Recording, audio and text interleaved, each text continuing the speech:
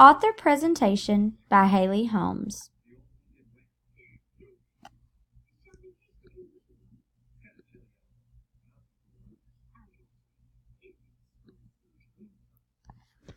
I will be doing my presentation on Laura Numeroff.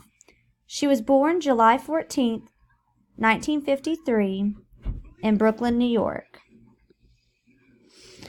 She was the youngest of three girls. Her father, William, was a staff artist for the New York paper World Telegram and Sun. Her mother, Florence, taught middle school home economics. She is an avid animal lover, and she loved reading at a young age and knew at age 9 she wanted to be a writer. She grew up surrounded by music, art, and books. She attended Pratt Institute and graduated with a degree in communications. After that, she also received a contract for her first children's book, Amy for Short, published in 1975 by Macmillan right out of college.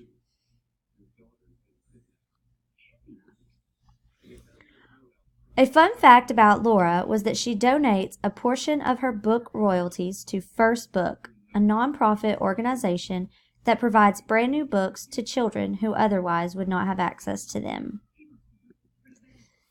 She's gotten several awards over the years of her career.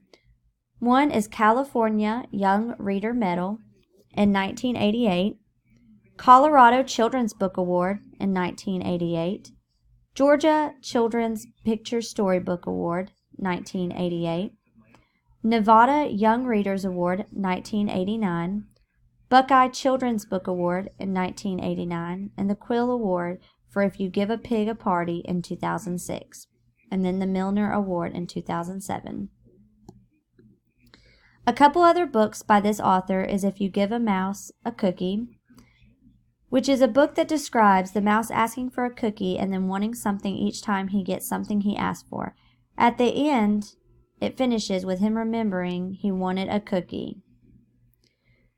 Another one by this author is If You Give a Moose a Muffin.